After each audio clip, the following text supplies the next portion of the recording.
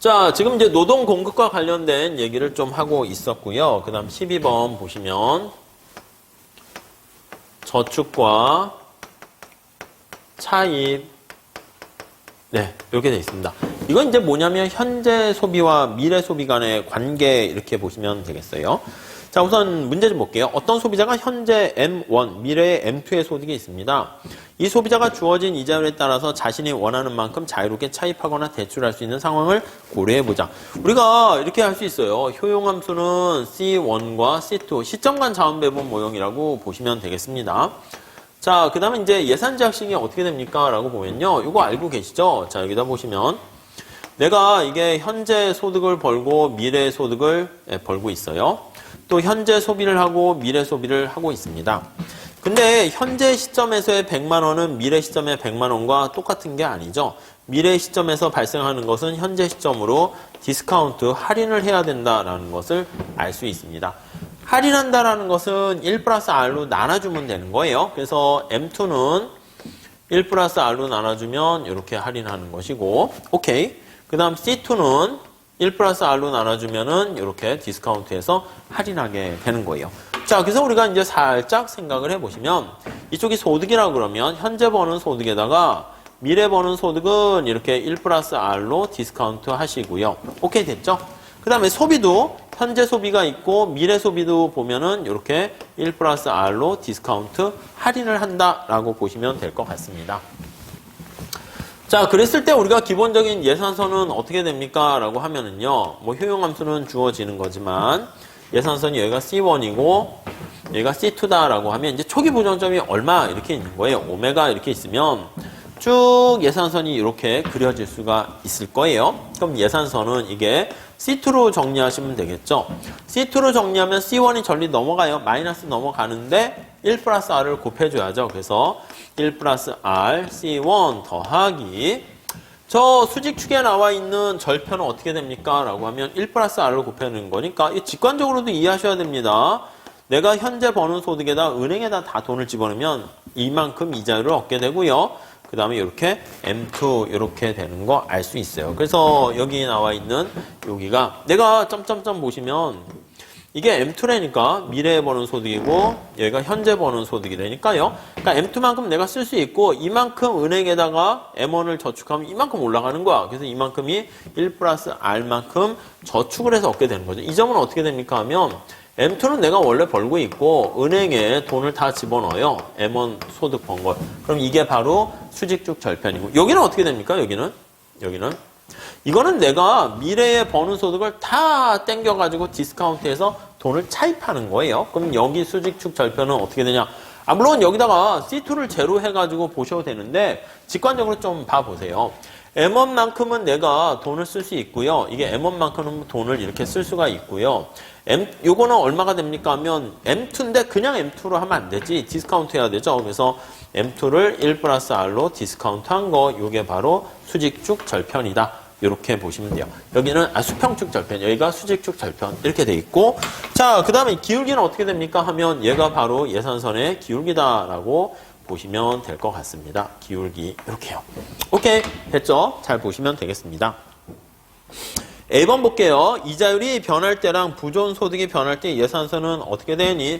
자, 우선 A번은 이자율이 변하게 되면 예산선의 기울기가 바뀌게 됩니다. 그래서 이자율이 상승하게 되면 R이 상승하게 되면 예산선은 초기 부존점을 중심으로 해서 기울기가 이렇게 바뀌게 돼요. 그래서 이자율이 상승하면 그림을 살짝 그리면 이렇게 있던 찰나에서 예산선의 기울기가 초기 부존점을 중심으로 해서 이렇게 회전 이동한다라고 보시면 되겠고요.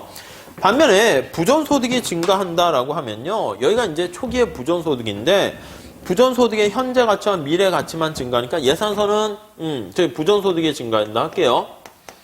그러니까 부존소득 아니면 이제 M1과 M2가 증가한다라고 할게요. 그럼 예산선은 밖으로 이동합니다. 원래 이렇게 있어서 초기 부존점이 있었는데 예산선 자체가 이렇게 평행하게 기울기는 안 바뀌니까 평행하게 밖으로 간다. 이렇게 정리하시면 되겠습니다.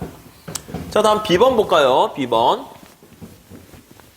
자, 이자율이 하락할 경우 차입자의 효용은 어떻게 되는가? 여기서 여러분 잘 보세요. 이쪽에 위치하는 사람은요, 저축자인 거 이해되십니까? 여기는. 왜요? 아니 여기 만약에 내가 A라고 할게. A라는 사람은 내가 번 소득보다 C1이 훨씬 더 작은 거야. 그러니까 A는 저축자 이렇게 되는 것을 우리가 알 수가 있고요. 자, 그 다음에 이쪽에 위치하는 사람, 이쪽에 위치하는 사람은 어떻게 됩니까? 여기 B라고 할게요. B는 내가 번 소득이 M1인데 C1이 이렇게 가게 되면 내가 버는 소득보다 소비를 더 많이 한 거예요. 이거 어떻게 더 많이 할 수 있을까요?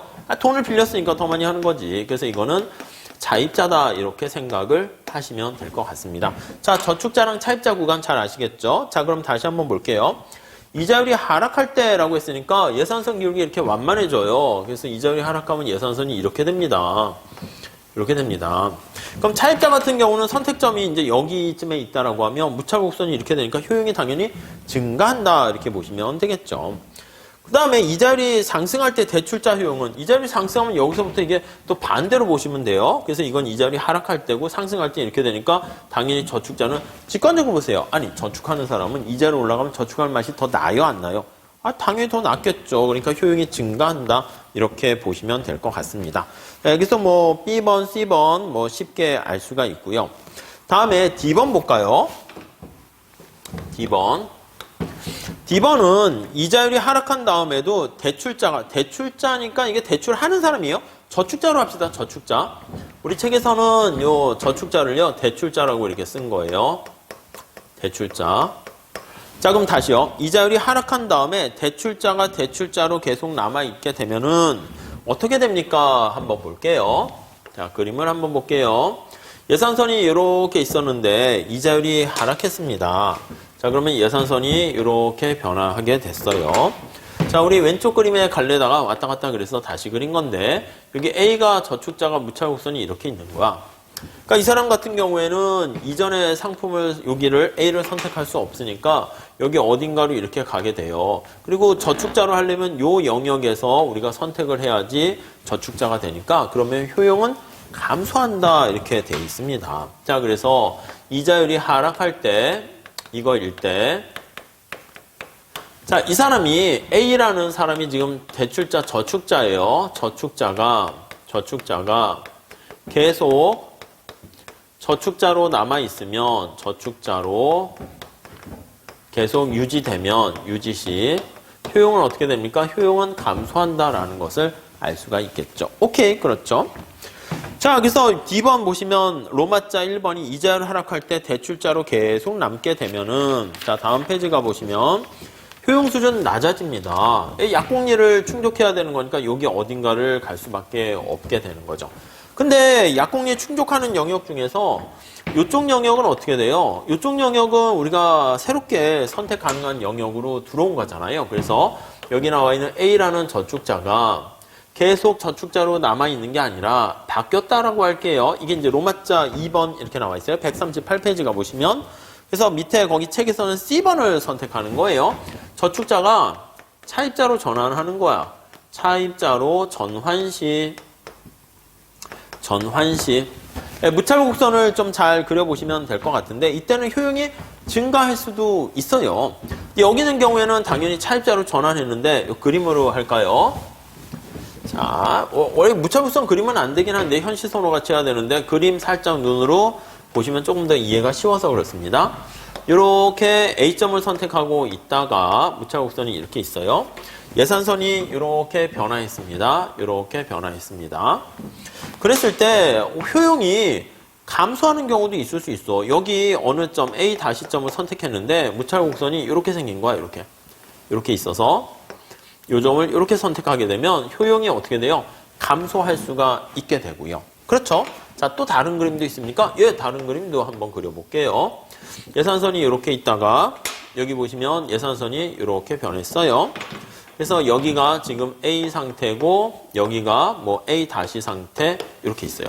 근데 무차곡선의 형태에 따라서 얘가 이렇게 가파르게 좀 돼 있어. 그래서 여기를 선택하다가 그 다음에 여기를 선택합니다. 여기를 이렇게 선택하게 되면은 이거는 효용이 이때는 증가하는 경우네요. 이때 효용은 감소하게 되고요. 자, 자, 그러니까 우리가 무차별 곡선을 그리기엔 좀 그렇긴 하지만 여기 새로운 영역이 도달했을 때, 등장했을 때 효용이 증가할 수도 있고 감소할 수도 있기 때문에 그래서 거기 보시면은 로마자 2번의 마지막 그림 바로 위에 가볼게요.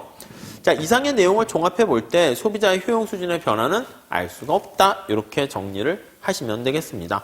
그래서 현시선호 이론은 두 상품이 모두 선택 가능할 때 얘기해야 되는데 이렇게 돼버리면 얘는 어떻게 돼? 선택 가능한 영역에서 날아가는 거잖아요. 그래서 이렇게 차입자로 전환 시 현시선호 이론에 따르면 선호 이론에 의하면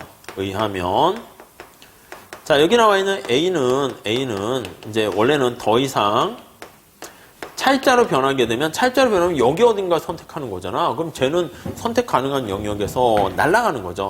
선택 대상에서